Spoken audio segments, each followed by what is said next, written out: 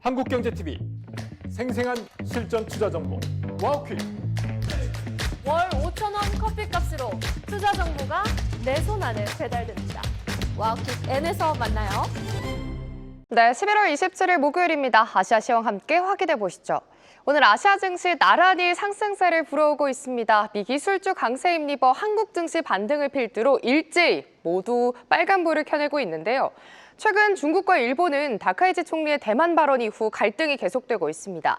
이 가운데 일본의 편을 들지 않는 트럼프 대통령의 애매한 태도에 일본 내에서는 불안과 경계감이 확산되고 있다고 아사히 신문이 보도했습니다.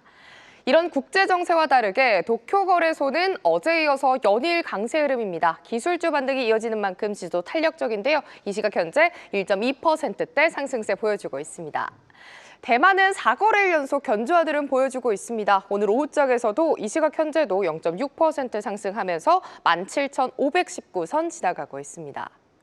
한편 중국에서는 부동산 개발업체 완커의 채무 불이행 이슈가 전해졌습니다. 이번 달에 만기가 도래하는 채권 상환을 미루겠다 하면서 부동산 시장에는 다시금 불안이 확산되고 있지만요. 그래도 오늘 거래소 같은 경우에는 기술주 반등에 힘입어서 상해종합지수 0.5%대 상승불 켜내고 있습니다.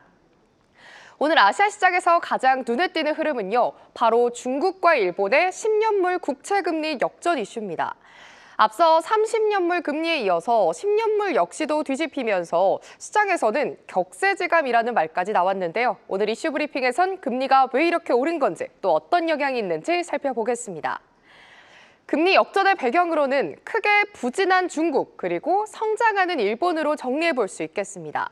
최근 중국은요, 소비와 투자가 모두 부진한 데다 부동산 경기 침체까지 심화되면서 경기 둔화 우려감이 커졌습니다.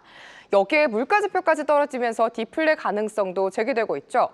이런 불안 속에 시장에서는 안전자산 선호 심리가 강해졌고 국채 수요가 늘면서 금리는 하락하는 모습을 보였습니다. 반면에 일본은 전혀 다른 흐름입니다. 경기 부양과 재정 지출 확대가 이어지고 물가도 오르면서 인플레이션 압력이 계속 더 커지는 모습인데요.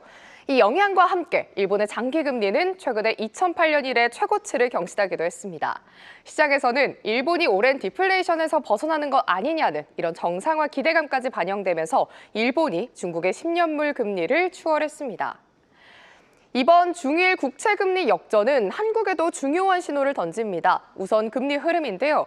최근 한국 금리는 미일 움직임에 동조화되는 양상이 더욱더 뚜렷해지고 있다고 IM증권에서 분석했고요.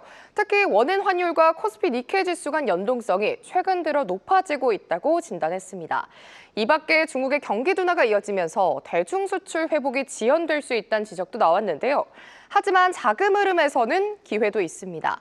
중국에서 빠져나온 글로벌 자금이 일본과 선진국 중심으로 이동하는 과정에서 한국도 상대적인 수혜를 받을 수 있다는 여지가 생겼다는 평가입니다. 결국 이번 금리 역전은 한국 시장의 기준점이 중국 중심에서 선진국 중심 구조로 재편될 수 있다는 신호로 볼 수 있겠습니다. 이렇게 오늘은 시황 그리고 국채금리 시장 흐름까지 살펴봤습니다. 네, 하나증권 김근하 연구원 연결돼 있습니다. 연구원님 안녕하십니까? 네, 안녕하세요. 베트남 증시 요 며칠 다시 좀 상승하는 분위기입니다. 이대로 정고점으로 향해 가는 걸까요? 어떻게 전망하세요? 네, 오늘도 한 0.32% 정도 상승을 하고 있는데요. 요즘 신흥국 증시 전반적으로 분위기가 굉장히 좋습니다. 아무래도 최근에 러시아 우크라이나 전쟁 리스크가 좀 완화되고 미 금리 인하 기대감이 다시금 좀 살아나면서 글로벌 위험자산 선호 심리가 회복된 데 따른 것으로 판단이 되고 있습니다. 국제정세 같은 경우에는 아무래도 좀 급변하는 성향이 있다 보니 상황을 조금 더 지켜봐야 되긴 하겠지만 현 상황이 유지될 경우에는 달러 강세 압력 누그러지고 신흥국 전반으로 자금이 재분배가 될 여지가 있어서 베트남 역시 외국인 수급 개선될 가능성이 있고 그럴 경우에는 일단 1700선 회복은 좀 무리가 없을 것으로 보이고요. 충분히 기대해 볼 만하다고 판단을 하고 있습니다. 그리고 이 올해 베트남과 이 환태평양 경제 동반자 협정 국가들 간의 교역액이 20%가 늘었다라고 합니다. 베트남 수출이 요즘 호황인 모양입니다, 연구원님. 네, 최근 베트남 우호적인 수출 지표 확인되고 있는데요. 우선은 관세 환경 변화에 따른 반사이익 수혜가 나타난 결과로 좀 보실 수가 있을 것 같습니다. 이제 베트남 대미 수출 같은 경우에는 8월에서 9월 각각 YOY 38% 그리고 27% 증가했는데 반면 같은 기간 인도는 감소세를 기록을 했습니다. 그래서 미국 내 수입 수요가 지금 베트남 등 대체 공급처로 일부 이동했을 가능성을 시사하고 있고, 특히 좀 섬유 부분에서 두드러지고 있는데, 베트남은 섬유 수출에서 미국 비중이 약 43% 정도로 절대적인 비중을 차지하고 있는데, 최근에 실제로 대미 섬유 수출이 증가세를 보이고 있는 반면 인도는 마찬가지로 동기간 섬유 수출 27% 감소했거든요. 그래서 경쟁국 대비 좀 유리해진 관세 여건이 반사이익으로 나타나고 있다라고 보고 있고, 아울러 이제 말씀 주신 것처럼 CPTPP와의 교역액이 최근 큰 폭으로 증가를 했는데, 이는 이제 수출 시장이 좀 다변화되고 있다라는 걸 의미한다고 보고 있습니다. 그래서 대미 의존에 따른 변동성을 완화하는 동시에 수출 모멘텀의 지속성을 좀 보완하는 요인으로 작용하고 있다라고 보고 있고, 이러한 시장 믹스 개선 같은 경우에는 단기 지표 개선을 넘어서 중장기 관점에서도 굉장히 긍정적인 변화로 평가를 하고 있습니다.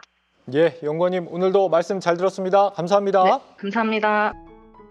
계속해서 다양한 경제 이슈를 알고 싶다면 구독과 좋아요, 알림 설정 부탁드립니다.